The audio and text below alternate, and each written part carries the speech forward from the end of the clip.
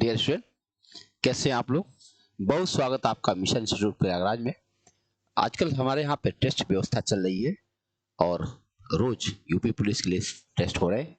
अब ये test number 3 है, जिसमें मैथमेटिक्स में कैसे कैसे सवाल पूछे गए थे उसकी चर्चा हम लोग करेंगे। आइए देखते हैं सवाल कैसे सॉल्व किए जाएंगे।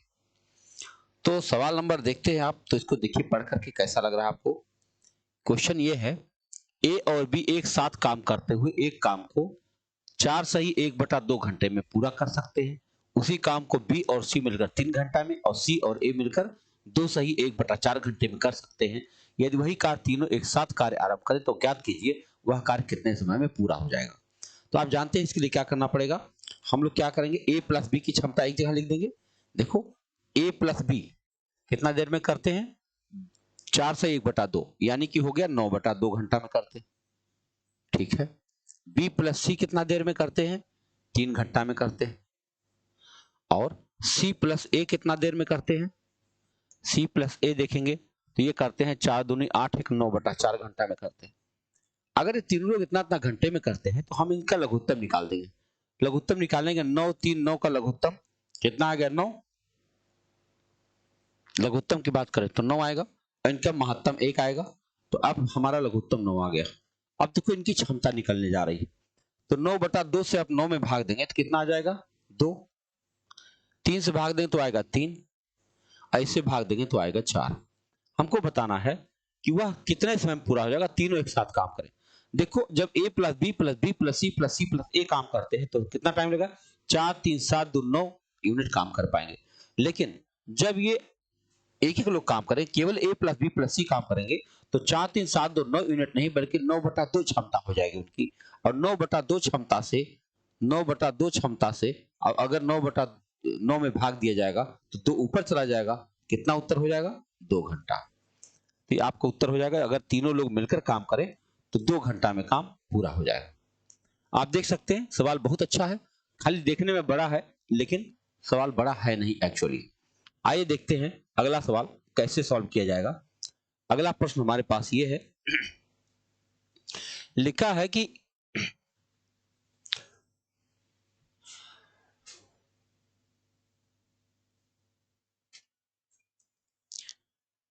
देखिए यहां पर एक क्वेश्चन लिखा हुआ है कि एक दुकानदार एक वस्तु की कीमत 500 रुपया अंकित करता है वह उस पर एक खरीदार को कुछ छूट भी देता है। तदनुसार वह खरीदार 500 रुपया देकर 10% की बिक्री कर भी अदा करता है। अतः उस वस्तु की कीमत पर दी गई छूट का प्रतिशत बताओ। मतलब ये से सोच लो आप कि 10% बिक्री कर जो दिया गया है ये तो बाद में ही दिया गया होगा, उसका कोई मतलब ही नहीं है। मतलब ये समझो कि 500 पर छूट कितना दिया और फिर उठा के 500 में बेच भी दिया। और सोचो हाल, बेच दिया और 10% बिक्री कर भी अदा कर दिया, तो उस बस की कीमत पर दी गई छूट कितने प्रतिशत है, यही बताना। मतलब ऐसे समझ लो आप कि छूट होकर के वो कहां पहुंचा था कि 10% बढ़ाने पर फिर 500 हो गया। ऐसे सोचो, अगर हम एक लाइन में करना चाहें तो कोई चीज 500 थी, उस पर कितने परसेंट छूट दिया गया हमें नहीं पता, हमने 100 माइनस x लिख दिया अपान 100 और उसके बाद फिर उसे 110/100 करना पड़ा और उसके बाद में फिर बन गया कितना, 500। बस यही इतना सॉल्व करना। अब आप देखो तो ये 100 तो ऐसे चला जाएगा 500 500 और एक जीरो भी काट सकते हो आप। अगर हम देखें तो ये हो गया 100 माइनस एक्स बराबर कितना हो जाएगा, 1000/11। 1000/11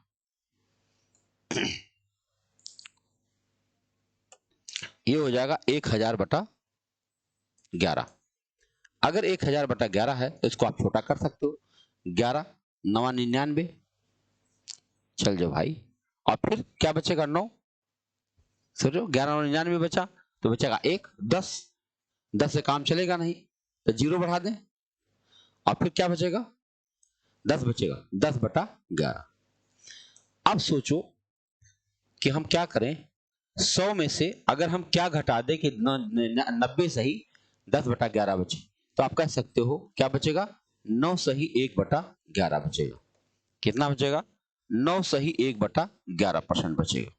तो ये रहा आपका उत्तर। मतलब छूट भी दिया और बढ़ा भी दिया और फिर भी 500 रुपया ही था, तो हमारा सवाल बन गया 9 सही 1/11%।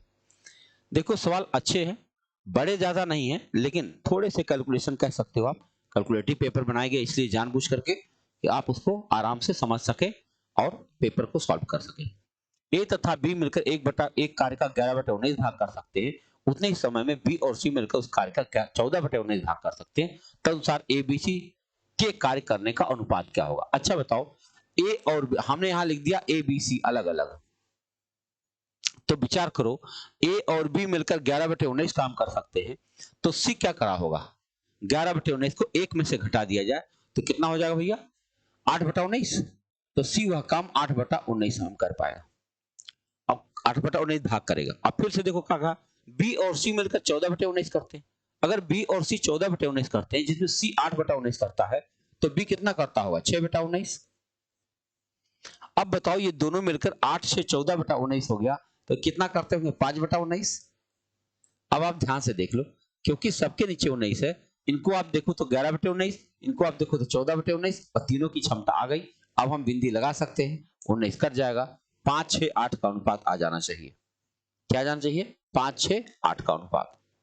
आइए अगले प्रश्न पर चर्चा करें। अब आप देखो कि सारे प्रश्न आपसे खूब अच्छे तरीके से पढ़े जा सकते हैं, ठीक से लगाइए।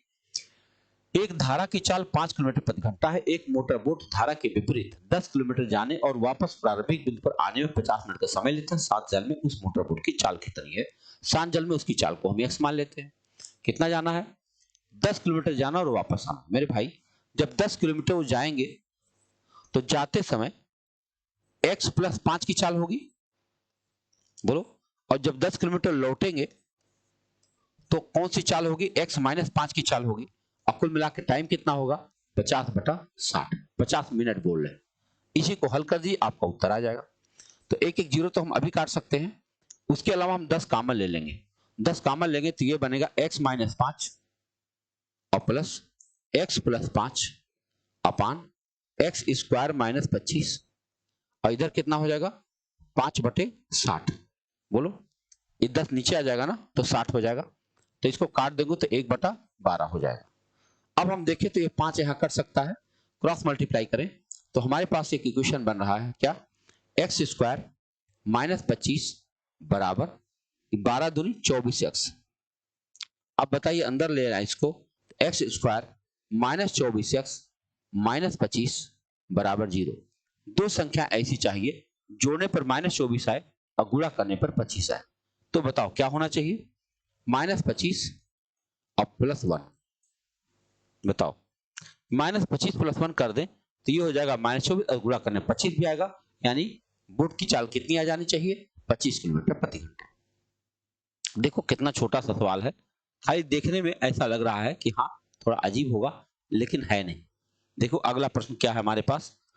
अगला प्रश्न है कि 8% प्रतिवर्ष की दर से निवेश की गई एक निश्चित राशि एक वर्ष की समाप्ति पर अर्धवार्षिक चक्रवृद्धि ब्याज दर से इतना बैठती है, तो राशि बता दो। यानी हमको मूलधन बताना है, हमें मिश्रधन मालूम है। तो हमें मूलधन देखो क्या करें हम, तो ऐसे करेंगे, देखो p रुपया हमारा मूलधन रहा होगा, तो एक धन 8% प्रतिवर्ष की दर है, और अर्धवार्षिक की बात करेंगे तो ये बन जाएगा 4%, 4/100 हो जाएगा। और एक वर्ष की बात कर रहा है, देखो अर्धवार्षिक दर से कितने साल की बात कर रहा है, एक निश्चित राशि एक वर्ष के लिए निवेश की गई। एक वर्ष में यहाँ 2 लिखा जाएगा। अब ये संख्या बनके कितना आ गई, 6760, 6760। हमको यहाँ से p की वैल्यू बतानी, आपको मैं थोड़ा सा इसको छोटा कर सकता हूँ, 25 हो जाएगा। तो ये बताओ p बराबर क्या हो जाएगा, 6760 इंटू 25/26 और इंटू 25/26 हो जाएगा। आप जानते होंगे 26 का स्क्वायर 676 होता है, तो ये 10 बार में कट जाएगा। और ये 25 का स्क्वायर 625 होता है, तो 625 और 0 वो संख्या रही होगी 6250। तो आप देखो गिनती कितनी बढ़िया ली गई है कि आप देखो एक बार में और एक बार में उत्तर बन जा रहा है, कोई समस्या नहीं है। आओ अगले सवाल पर चलते हैं। सवाल लिखा हुआ है,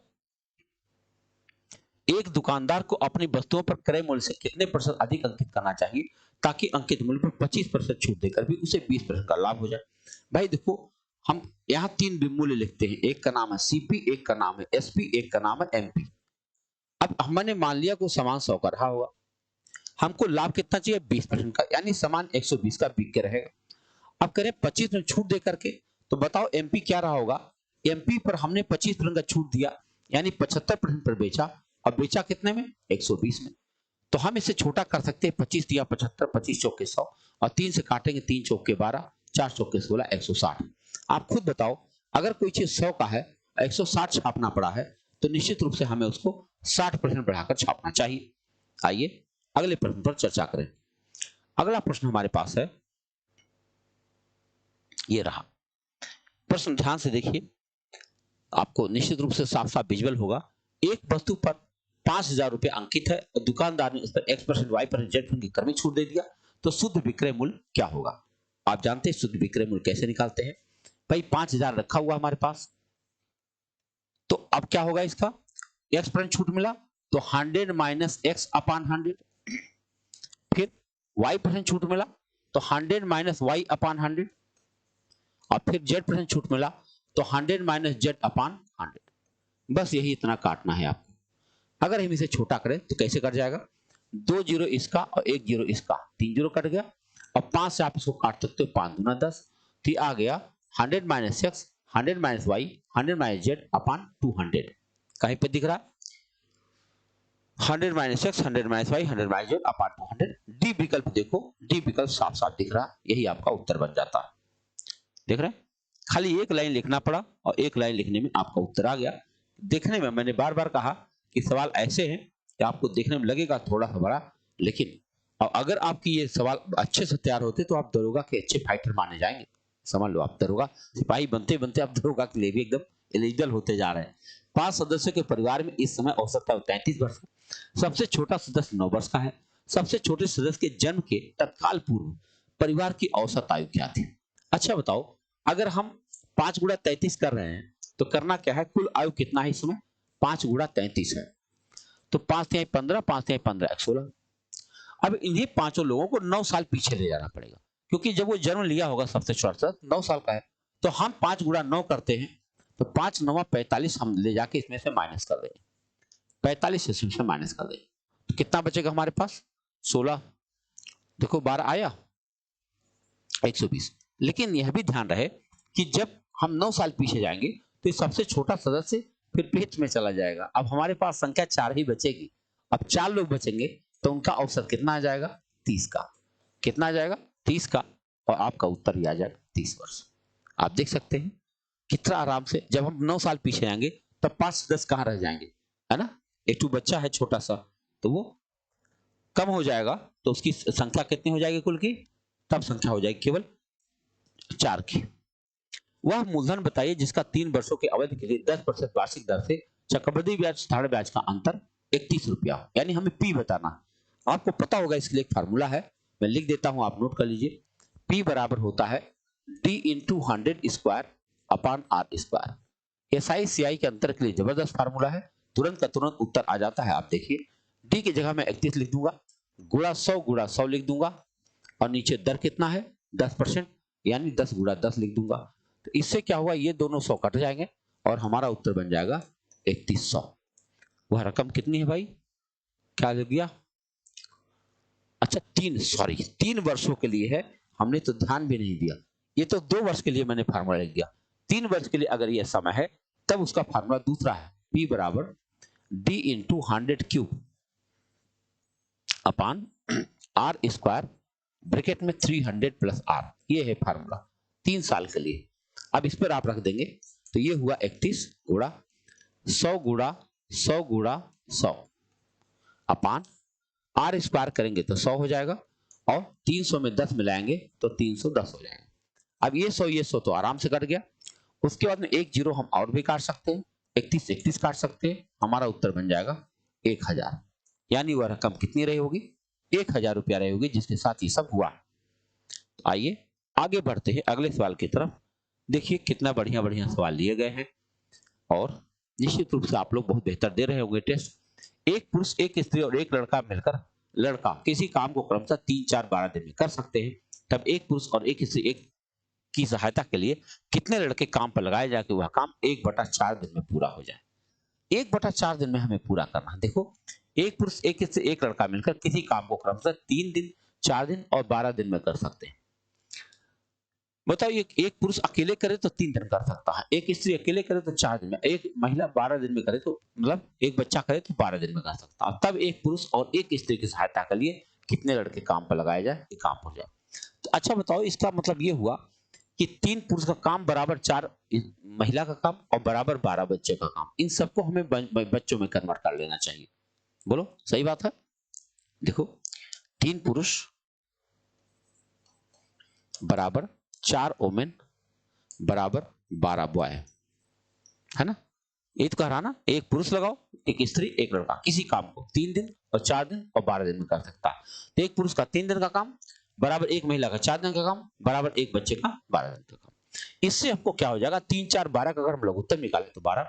तो जानते हो क्या हुआ, पुरुष महिला और बच्चे के क्षमता का अनुपात आ जाएगा। क्षमता क्या हो जाएगा, 3 चौके 12, 4 तियां 12, 12 एके 12, ये इनकी क्षमता आ गई। अगर ये क्षमता आ गई, इनकी क्षमता 4 है, इनकी क्षमता 3 है, इनकी क्षमता 1 है। अब अगर बताओ एक क्षमता है बच्चे की, है?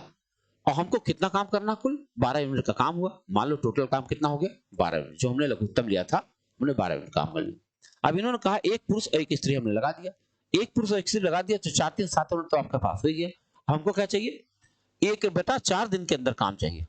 1/4 दिन के अंदर हमको काम पूरा करना चाहिए। इसका मतलब हुआ कि हमको 48 क्षमता चाहिए। बताओ भाई, 12 यूनिट क्षमता हुआ तब तो एक दिन में लगेगा। अगर हम 24 यूनिट क्षमता लेकर जाए तो आधा दिन में काम खत्म हुआ। लेकिन हमको 1/4 दिन में काम चाहिए, तो हमारी क्षमता 48 यूनिट होनी चाहिए। बताओ 1/4 काम करने दिन में के अंदर काम करने के लिए हमारी क्षमता चाहिए 48 यूनिट की। और हमारे पास एक पुरुष लगाए हैं 4 का, एक स्त्री लगाए हैं 3 का, 7 ही हुआ। अभी मुझे 41 बच्चा और चाहिए। तो हमें कितना बच्चा चाहिए, 41 बच्चा अगर हम काम पे लगा दें तब हमारा काम हो पाएगा। तो देखो साफ साफ लिखा हुआ, एक पुरुष और एक स्त्री की सहायता के लिए कितने लड़के काम पर लगाए जाए कि काम 1/4 दिन में पूरा हो जाए। तो आपका उत्तर हो जाएगा 41 लड़के को लगाया जाना चाहिए। आइए अगले प्रश्न पर चर्चा करें। लिखा है कि ए कोई काम 15 दिन में कर सकता और बी उसे 20 दिन में कर सकता है। यदि वे दोनों 4 दिनों तक एक साथ काम करें तो शेष बचा काम पूरे कार्य का कौन सा भाग हुआ। बताओ ए है 15 दिन में कर सकता है और बी उसे 20 दिन में कर सकता है। 15 20 का लघुत्तम 60 हुआ, 20 दिया 60 हुआ, 15 चौके 60 हुआ और 4 3 7 क्षमता से लोग काम कर रहे हैं। कै दिन काम किए, 4 दिन तक। 4 दिन काम किए तो इसका मतलब 28 यूनिट काम कर चुके हैं। बताओ 60 यूनिट टोटल काम था, 28 कर चुके हैं, इसका मतलब 32 यूनिट काम बचा होगा। तो काम का भाग कौन सा बचा होगा, 32/60। इसे छोटा कर सकते हो 4 से, 4 8 32, 4 से काटो 15, यानी काम का 8/15 भाग बचा होना चाहिए। कितना बचा होना चाहिए, 8/15 काम बचा होना चाहिए। तो देख लो वर्क एंड टाइम के कितने मस्त सवाल हैं, एकदम मजेदार छोटे छोटे नन्हे मुन्ने प्रश्नों की चर्चा है। आइए देखते हैं। 4 भाइयों की औसत आयु 12 साल है। यदि उनकी उम्र में उनकी मां की उम्र शामिल कर लिया जाए तो कुल औसत में 5 वर्ष की बढ़ जाए, तो मां की उम्र बता दो। इसके लिए दोनों प्रकार से हमने आपको तरीका बता रखा है। अगर आप लगाना चाहते हैं तो 4 भाई हैं, उनकी औसत आयु 12 है, यानी कुल 48 साल के हैं। अगर माता जी को शामिल करेंगे तो 5 लोग हो जाएंगे और उनका औसत हो जाएगा 17, क्योंकि कह रहे हैं औसत 5 साल बढ़ जाएगा, तो 17 5 85। अब आप बताओ जब तक माता जी नहीं थी तब तक बच्चे 48 के थे, माता जी को शामिल करें तो 85 हो गए। 15 में से 8 घटाओ 7 और 7 में से 4 घटाओ 3, माता जी 37 साल की हैं, ये पता चल गया। और अगर मान लो ऐसा नहीं भी करना चाहते हो तो माता जी अगर मान लो 12 साल की होती तो कोई फर्क ही नहीं पड़ता, लेकिन माता जी 12 साल की तो है ही है, पर कई बार 5 बार 5 साल और भी है ना। तो 12 25 25 साल और है, तो 12 साल तो पहले से है और 25 साल और है, 37 साल की है। तो अगर आप चाहें तो ऐसे सवाल को मौखिक भी कर सकते हैं और लगा के कर सकते हैं, छोटा ही सवाल है, कोई बड़ी बात है नहीं। आओ देखा जाए अगले प्रश्न की चर्चा करें। ए एक साइकिल 20% लाभ पर बी को बेचता है, फिर बी उसे 25% लाभ पर सी को बेचता है। यदि सी अपनी ओर से 225 रुपए भुगतान करता है तो ए के लिए साइकिल का लागत मूल्य क्या था। देखो ये ए है, मान लो उसका लागत मूल्य 100 रुपया था, उसने बी को 20% लाभ पर बेचा 120/100, फिर बी ने 25% लाभ पर बेचा 125/100 और अंत में वो साइकिल हो कितने की गई, हो गई 225 की। बस इसे छोटा कर दो भाई, 25 25 125, 25 चौके 100 और 20 छक्का 120, 20 25 100। चलो काटा जाए, तो काटेंगे तो 5 से इसको काट सकते हैं, 5 चौक 20, 5 25 25 45 और थोड़ा सा छोटा हो सकता है, मतलब तो नहीं आ रहा। बताओ ए के लिए मूल्य क्या होगा रुपए में, बता दो। फिर से एक बार पढ़ लें, ए साइकिल बी मिला बी को बेचता, बी बेच मिला सी को बेचता, सी अपनी ओर से 2 बची हो। ठीक है, सब कुछ सही है। तो आखिर कटना चाहिए था, कोई बात नहीं। 2 से काट दो, कट ही जा रहा है। 2 दूनी 4, 2 तियां 6 और 3 से उसको काट दो तो 15 हो जाएगा। अब ये कितना है, 5 दूनी 10, 150 रुपये। उस साइकिल का पुराना मूल्य क्या था, 150, ए के लिए। तो देखो एक लाइन लिखो और उसी को काटते चले जाओ, आराम से उत्तर आपका बन जाएगा, कहीं कोई समस्या नहीं आने वाली है। आइए अगले प्रश्न पर चर्चा करें। प्रश्न है 5-4 के अनुपात में यदि प्रतिशत को व्यक्त किया जाए तो कितने प्रतिशत के बराबर होगा। भैया जी भिन्न को व्यक्त करने का तरीका है 5%, 5/4 है, इसको गुणा 100 कर दीजिए। आप इसको काटेंगे तो ये 25 हो जाएगा, आपका उत्तर हो जाएगा 125%। और मेरे ख्याल से ये रहा उत्तर। देख रहे हैं, तो ऐसे सवाल में कुछ खास नहीं करना होता है। भिन्न को हमेशा परसेंटेज में बदलने के लिए एक ही रास्ता है कि उसको गुणा 100 कर दिया जाए। अब देखो ये सवाल क्या कहता है, सवाल ध्यान से देखिए। एक पुलिस वाला एक चोर को 200 मीटर की दूरी से देखता, चोर भागना शुरू करता है और पुलिस वाला उसके पीछे भागता। चोर की गति 10 किलोमीटर प्रति घंटा, पुलिस वाले की गति 11 किलोमीटर प्रति घंटा। तब 6 मिनट बाद उनके बीच की दूरी कितनी रह जाएगी। मेरे भाई मान लो एक सिचुएशन है, ये 200 मीटर की दूरी इनके बीच में है। अब यहाँ पे ये चोर है जो 10 के भाव से भाग रहा है और ये यहाँ पे पुलिस है जो 11 के भाव से पीछा कर रहा है ना? तो इन्होंने कहा और तो कुछ नहीं लिखा, ठीक है। फिर अगर 6 मिनट बाद उनके बीच की दूरी कितनी रह जाएगी, बताओ। आप ये समझ सकते हो 6 मिनट में लोग कितना दूर जाएंगे, आप जानते हो। देखो दूसरी दूरी की बात करूं तो आप सोचो कि 21 चाल से पीछा कर पा रहे हैं, अभी उनके बीच में 200 की दूरी है ना। और जब ये 11 चाल से चल रहे हैं, 11 किलोमीटर प्रति घंटा, ध्यान रखना होगा 11 किलोमीटर प्रति घंटा, वो 10 किलोमीटर प्रति घंटा है। तो अब इसको ऐसे कर लो आप, देखो 11 और 10 में से घटा दो, 1 आया ना। 1 किलोमीटर प्रति घंटा की चाल से चल रहे हैं, लेकिन 1 किलोमीटर प्रति घंटा को हमें मीटर प्रति घंटा बनाना पड़ेगा। कैसे, गुणा 5/18 करके, 5/18 करके। और इससे वो कितना दूर चल पा रहे हैं, 6 मिनट तक चले, बताओ। और 6 मिनट तक चले हैं तो बताओ कितना दूर गए होंगे, 6 तियां कितना कवर कर पाए होंगे, है कि नहीं। अगर एक की चाल से चल रहे हैं तो वो कितना कवर कर चुके होंगे हम लोग देख रहे हैं। फिर से मेरी बात समझ पा रहे हो, देखो ये 10 की चाल है और सिपाही की चाल है 11, यानी एक चाल उनकी चल रही है, एक चाल से चलेंगे क्योंकि सेम समान डायरेक्शन है। तो एक चाल को 1 किलोमीटर प्रति घंटा है, उसको हमने मीटर प्रति घंटा बना दिया। और ये 6 मिनट में, 6 मिनट बोला, 6 मिनट को जानते हो कितना सेकंड होता है, 6 मिनट में होता है 360 सेकंड। तो हमें यहाँ लिखना चाहिए 360 सेकंड। आओ चलो देखा जाए, तो 18 दूनी 36 और 20 बचा 100, यानी 100 मीटर ये कवर कर चुके होंगे। अब उनके बीच की दूरी कितना रह गई होगी, 100 मीटर। देख रहे हैं, अब उनके बीच की दूरी कितना रह गई होगी, 100 मीटर। आइए आगे बढ़ते हैं अगले सवाल की तरफ। ये क्या है, ध्यान से देखिए, लिखा है, हमने कलर बदल देता हूं, हाँ, ए स्क्वायर माइनस बी स्क्वायर और नीचे लिखा ए माइनस बी।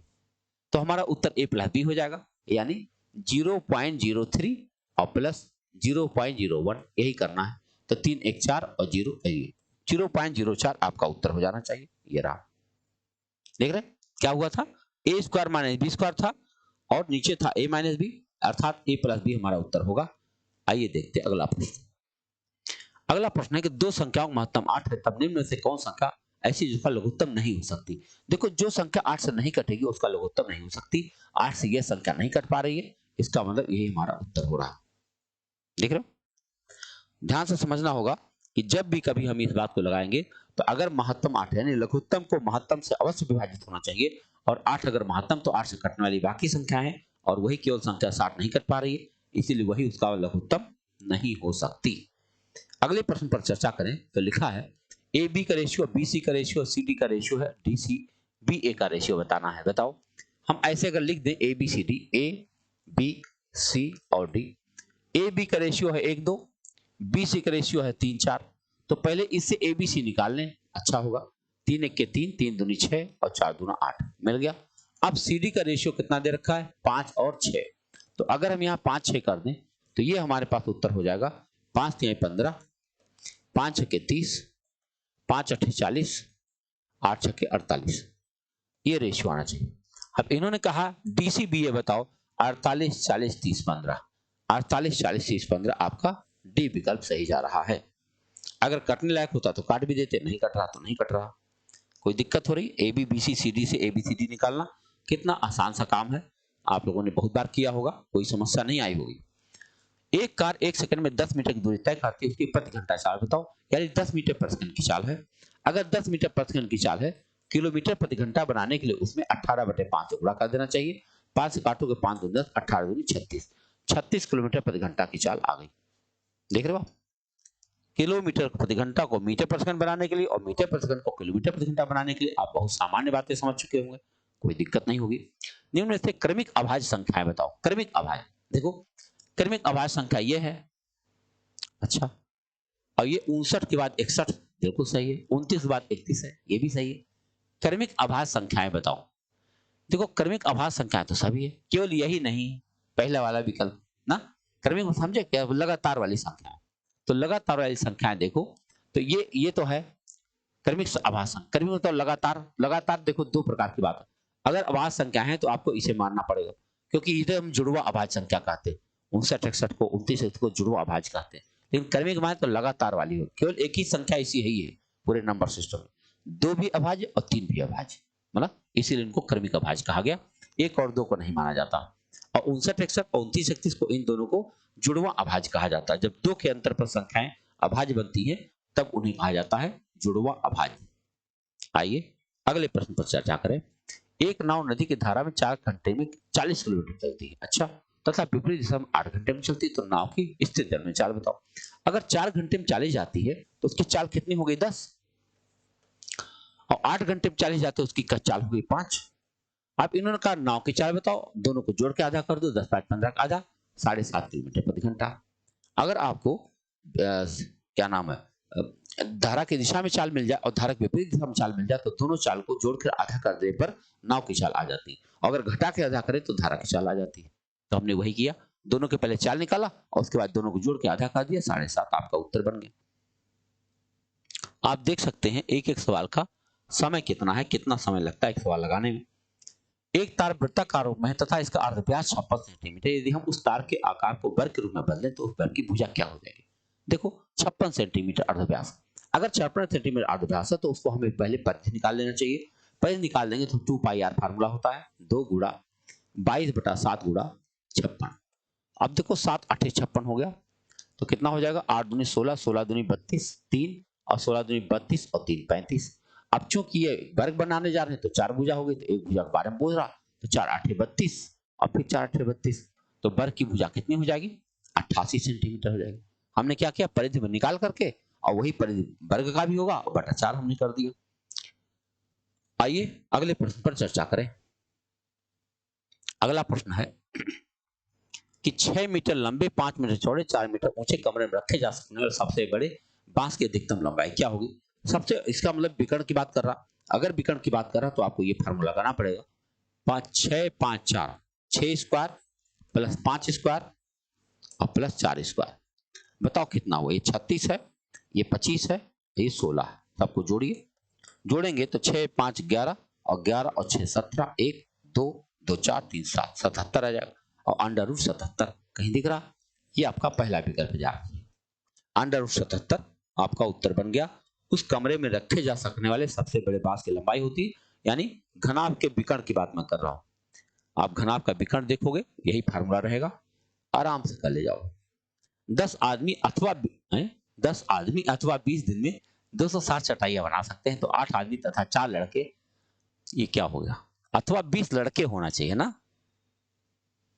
अब बताओ क्या करें, यहां पे कुछ अधूरा मामला है। देखो 10 आदमी अथवा कुछ लड़के हैं, अथवा, तो 20 दिन में 260 चटाइयां बनाते हैं। अगर 20 दिन में 260 बनाते होंगे तो एक दिन में 26 बनाते होंगे, बोलो, नहीं 13 बनाते होंगे एक दिन में। तो कह रहा 8 आदमी तथा 4 लड़के मिलकर 20 दिन में कितनी चटाइयां बनाएंगे। तो 8 आदमी तथा 4 लड़के, तो भैया 260 से कम ही बनाएंगे। हमको एक संख्या यहाँ अधूरी लग रही है, 10 आदमी के बाद यहाँ होना चाहिए अथवा 8 लड़के, 12 लड़के, 25 लड़के, कुछ तो कुछ संख्या होनी चाहिए लड़कों को, उसके बाद 20 दिन में, यानी एक संख्या अधूरी है। लेकिन तब भी हम कह सकते हैं 8 आदमी तथा 4 लड़के का अगर हमें अंदाजा लगाना हो तो 260 से कम ही बनाएंगे। तो हमारा उत्तर 240 अभी मैं लगा दे रहा हूं, लेकिन ये सवाल अधूरा है, ठीक है ना। अधूरा क्यों है, क्योंकि 10 आदमी के साथ एक लड़का होना चाहिए, कि अथवा कितना लड़का, तो वो बात यहाँ नहीं लिखी है, किसी वजह से नहीं आ पाई होगी, कोई बात नहीं है, हम लोग आगे बढ़ते अगले सवाल की तरफ। अगला सवाल हमारा है, किसी रेडियो का अंकित मूल्य उसके क्रय मूल्य से 20% अधिक है। यदि अंकित मूल्य पर 10% का बट्टा दिया तो लाभ प्रतिशत क्या हो जाएगा? मेरे भाई बात बताओ, कोई चीज 100 थी, अब उस पर 20% अधिक छाप दोगे तो 120 छाप दोगे, 120 पर 10% का डिस्काउंट करोगे यानी 90% पर बेच दोगे, 90% पर बेच दोगे तो 12 9 108 का बिक जाएगा, 100 का सामान 108 का बिक जाएगा तो क्या परसेंट लाभ हो जाएगा? 8% का। देख लो, एक लाइन का मामला है। आपने क्या देखा है कि अगर आपको क्वेश्चन समझ में आ जाए तब लगाने में टाइम नहीं लगता, सारी समस्या खाली समझने को लेकर के है। ज्यादा प्रश्नों को पढ़ें, आपका अभ्यास बढ़ेगा। एक पंखे का अंकित मूल्य 1400 रुपया है तथा इस पर 10% का एक बट्टा दिया जाता है, कितना अतिरिक्त बट्टा और दिया जाए कि उसका शुद्ध मूल्य 1200 हो जाए? भाई एक बार बताओ, 1400 का कोई सामान है, अब उसको पहले आपने 10% बट्टा दे दिया, 90/100 कर दिया। अब दूसरा बट्टा नहीं पता कितना, तो हमने उसको 100 - x/100 कर दिया और उसके बाद बता दिया भैया 1200 का ये बिक जाएगा। अब इसको बताओ कितने जल्दी काट सकते हो? डबल जीरो यहां से कट गया, जीरो जीरो यहां से कट गया। अगर हम चाहें तो लिख सकते हैं 100 - x बराबर 1200 × 100 × 10 अपान 14 × 9, यही इतना काटना है। आओ काटा जाए। हम इसको थोड़ा सा काट सकते हैं, देखो 3 से काटे तो 3 × 9 और 3 × 4 = 12 और 2 से और काट सकते हैं, 2 × 7 = 14 और 2 × 2 = 4, तो कितना हो जाएगा भैया? 200 और गुणा 10, 2000/21 आ गया। और 2000/21 अगर आ गया तो हम इसको भाग दे करके निकाल सकते हैं। बटा 21 खाली एक ही में है, अब इससे ज्यादा उत्तर क्या हो सकता है? देख लो, बटा 21 हमारे पास आया है और पूरे विकल्प में से खाली एक जगह पे 21 है, आपका यही उत्तर है। लगा लेंगे, सही चला जाएगा। आगे बढ़े, उसके बाद उसको 100 में से घटाना चाहिए था, हम आगे बढ़ जाते हैं। देखो, दो गोले के अर्धव्यास 3:2 के रेशियो में उनके आयतनों का अनुपात क्या होगा? अर्धव्यास भैया तो क्यूब कर दो दोनों का, 3 × 9 = 27 और 2 × 4 = 8, 27:8 हो जाएगा। अगर त्रिज्या का अनुपात दिया, आयतन का अनुपात, अगर क्षेत्रफल पूछा तो स्क्वायर करते, आयतन पूछता है तो क्यूब करते। आइए आगे सवाल पर चर्चा करें। अगला प्रश्न हमारे पास है, आओ देखें। ये लिखा है कि जब एक विशेष संख्या 7 9 11 15 में से घटाई जाती है तो परिणामी संख्या समानुपात में हो जाती है। घटाई जाने वाली संख्या क्या है?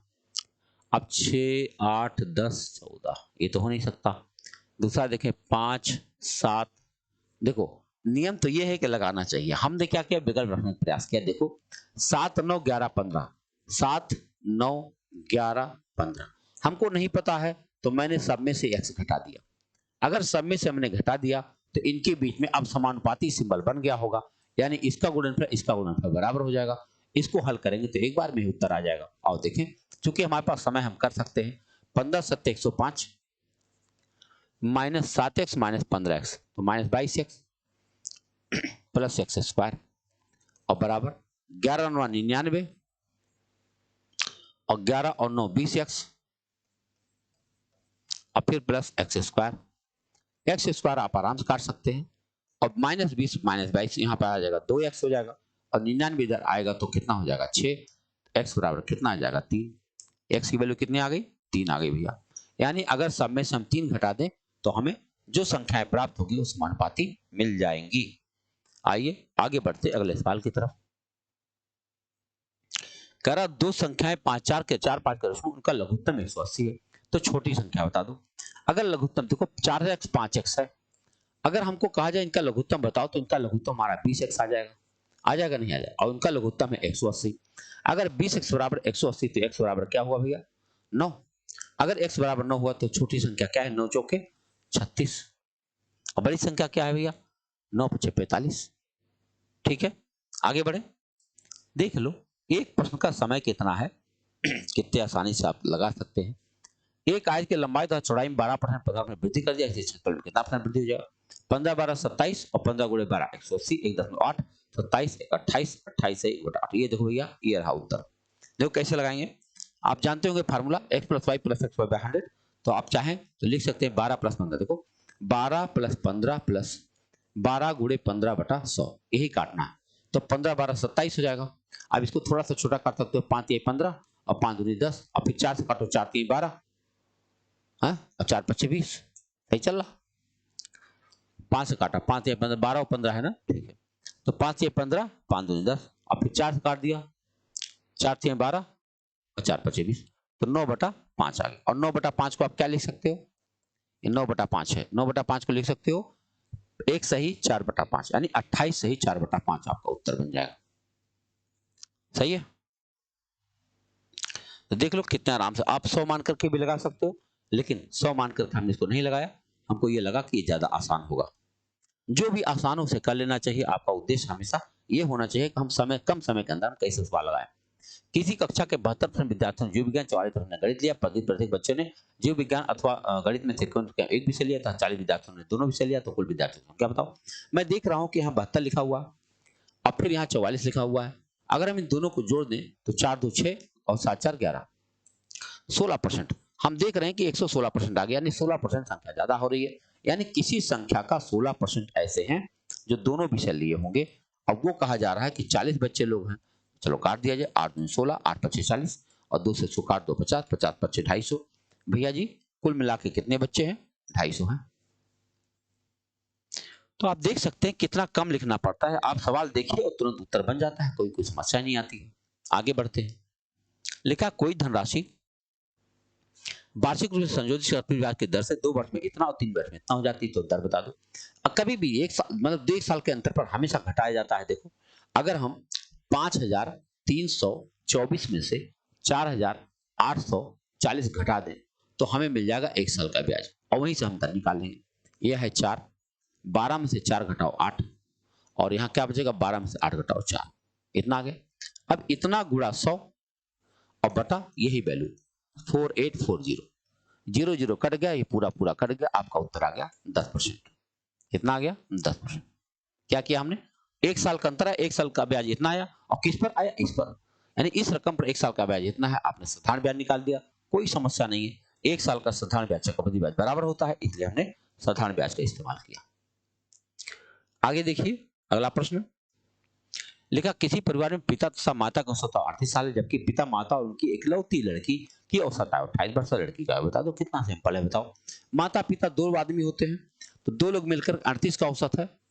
38 गुना कितना हुआ भैया, 76, 76 है। और एक लड़की भी शामिल कर लो, और तब उनकी औसत आयु कितना हो जाती है, 28। 28 यहाँ कितना हो गया, 84। तो बताओ अगर 84 में से 76, 14 में से 6 घटाओ 8, बेचारी 8 वर्ष की बच्ची है। तुरंत का तुरंत उत्तर देख लो आप, कितना कम लिखना पड़ता। सवाल लिखो राजा रहा, सवाल लिखो राजा रहा। आइए अगले प्रश्न पर चर्चा करें। अगला प्रश्न हमारे पास है कि रानी के भार मीना के भार का 25% और तारा के भार का 40% तथा तारा के भार का कितना प्रतिशत मीना का भार के बराबर होगा। देखो हमने तीनों का लिख दिया, रानी मीना, देखो यहां लिख दिया रानी, यहां लिख दिया मीना, यहां लिख दिया तारा, 3 लोग हैं। तो रानी का भार मीना के भार का 25% है, रानी का भार मीना के भार का 25% और तारा के भार का 40% है।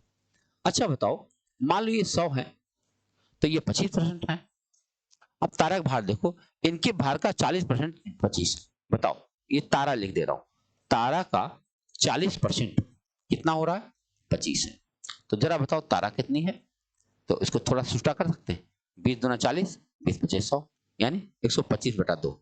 तारा कितनी हो गई, 125/2 हो गई। ठीक है, अगर हम चाहें तो इसको थोड़ा सा छोटा करके इनको एक रेशियो में ला सकते हैं। देखो कैसे, इनको अब मैं हटा दिया और इनको हम रेशियो में ला सकते हैं। कैसे, 25 से ऊपर काट देते हैं, 25 एक 25, 25 चौके 100, 25 25 125 और 2 को लाके गुणा करेंगे, 2 एक 2, 2 चौके 8 और ये हो जाएगा 5।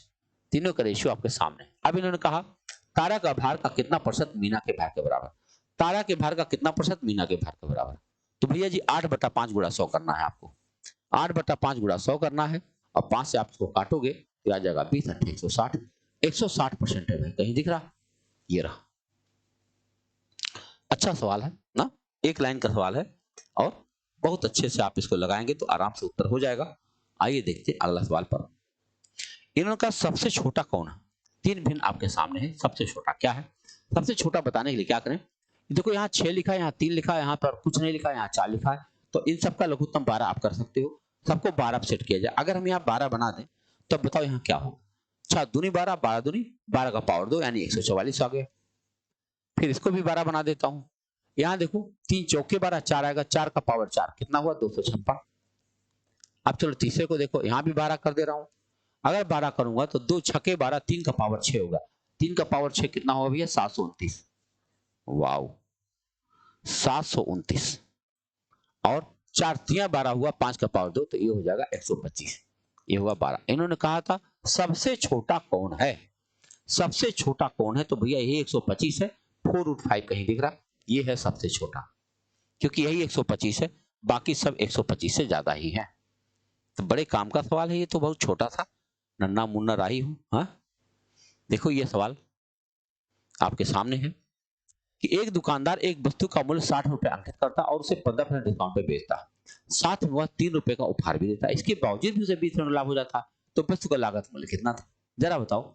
60 रुपए अंकित कर दिया और उस पर 15% डिस्काउंट भी दे दिया। अच्छा बताओ, 60 रुपए छापा है, अभी पता चल जाएगा 60 रुपए, और उस पर उसने 15% डिस्काउंट दे दिया। बताओ 60 का 15% कितना होता? 15% डिस्काउंट दे दिया भाई, 15% डिस्काउंट कितना होता है? तो 20 तिया 60 और 20 2500, 5 तिया 15, 9 रुपया छोड़ दिया। 9 रुपया छोड़ दिया, इसका मतलब बेचा कितने में? 51।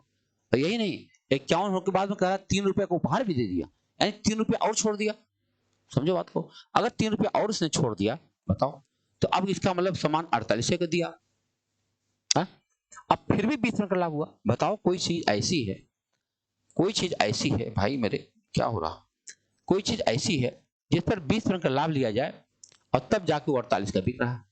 0 0 काट दो, 12 चौक 48, 40 रुपए का सामान है। देख लो, 40 रुपए का सामान। फिर से देखो, 60 का सामान था, 15% डिस्काउंट कर दिया, 9 रुपया छोड़ दिया, आगे 51, 3 रुपया और छोड़ दिया, 48 को बेचने पर भी उसको लाभ हो रहा है 20% का। आराम से बस की कीमत हो गई 40 रुपए, यानी 40 रुपए का सामान था जो उतना बेच रहा बेचारा लड़का। आओ देखा जाए, में भी आखिरी क्वेश्चन हो सकता, किसी धनराशि पर 16% ब्याज की दर पर प्रत्येक छमाही दे भुगतान के आधार पर प्राप्त 1 वर्ष के चक्रवृद्धि ब्याज और 1 वर्ष के साधारण ब्याज का अंतर 56 रुपया। तो तदनुसार वह राशि बताओ। देखो, जब इन्होंने 16% वार्षिक कर दिया, अगर इसको हम 8% कर दे तो ये हमारे फार्मूला लग जाएगा 2 वर्ष वाला। कैसे? क्योंकि 1 वर्ष का चक्रवृद्धि ब्याज जो होगा उसको 6 माही के माही देखेंगे तो 2 राउंड कैलकुलेशन हो सकता है। तो हम इसको लिख सकते हैं, देखो हमें पी बताना है, राशि बताओ, तो हम पी बराबर लिख सकते हैं डी गुड़ा 56 गुड़ा 100 गुड़ा 100 अपान 8 गुड़ा 8, बस। अब 8 सत्ते 56, अब इसको काटो, 4 दूना 8, 4 से काटो 25 और 2 से काटो तो 50। अब 25 सत्ते 175, 175 गुड़ा 50, बताओ भाई 0, 5 पचे 25, 2 17 पचे 85, 2 87, 8750 कहीं दिख रहा? ये रहा आपका उत्तर। तो आप देख सकते हैं सवाल वास्तव में बहुत अच्छे हैं, इसमें कोई शक नहीं, जबरदस्त कह सकते हो आप इसको, है ना? थोड़ा सा लगाओ, मस्ती आती कि हाँ चलो भाई ठीक है, अभ्यास बढ़िया। एक व्यक्ति ने 50 पेन 50 रुपया पर पेन के दर से खरीदा और अनंतर उसे 40 पेन 5 पेन घाटे में बेच दिया। अगर वह 10% कुल लाभ के आकांक्षी है तो उसे शेष पेन कितने प्रतिशत लाभ पर बेचना चाहिए? देखो, प्रतिशत लाभ पूछा तो कोई टेंशन ही नहीं, हम 50 पेन 50 के भाव से खरीदेंगे, छोड़ो हटाओ, कोई जरूरत नहीं। हमने 50 पेन 1 रुपए में खरीद लिया, क्या जाता? जब भी कभी परसेंटेज पूछा जाए तो मात्रा का कोई लेना देना नहीं होता है, इस 50 का हमारे लिए कोई योगदान नहीं। अब चलो 50 पेन खरीद लिया उसने, अब वो कह रहे 10% लाभ का आकांक्षी है। भैया जी 50 पेन 50 रुपए उसने खरीदा है और 10% लाभ चाहिए उसको, यानी इसका लाभ होता 5 रुपए का। कितना हो गया भैया? 10% 5 रुपए का, यानी वो 55 रुपया बेचना चाहता। फिर कह रहे हैं उसने 40 पेन 5 पेन घाटे में बेच दिया। भैया 40 पेन को कितने घाटे? 5 पेन घाटे बेचा, यानी 95% पर बेच दिया भाई। तो चलो देखा जाए, 20 दूनी 40, 20 पीछे 100, अब 5 से काटो 19, 19 दूना 38 का बेच दिया। अगर 38 का बेच दिया तो बताओ अभी उसको कितना रुपया चाहिए? 15 में से 8 घटाओ 7 और 4 में से, अभी इसको 17 रुपया और चाहिए। 10 रुपया का पेन है उसके पास और 17 में बेचना है, बताओ क्या % लाभ ले लेना चाहिए? 70% लाभ लेगा तब जाकर कंप्लीट कर पाएगा। भाई 10 का सामान 17 का बेचना चाहता है, 70% का लाभ ले लेगा। इस तरह से आपका सवाल आसानी से सॉल्व कर दिया गया है और आपने देखा कि पूरे के पूरे सवाल कितने आसानी से किए जा सके हैं।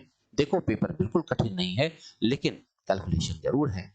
जब आपका अभ्यास बेहतर होगा तब ये चीज आपके बहुत बेहतर हो जाएगा। इसलिए हम लोग लगातार टेस्ट कर रहे हैं, टेस्ट में अपने आप को मजबूत बनाइए, अभ्यास करिए। मिलते हैं अगले वीडियो में। बहुत बहुत धन्यवाद।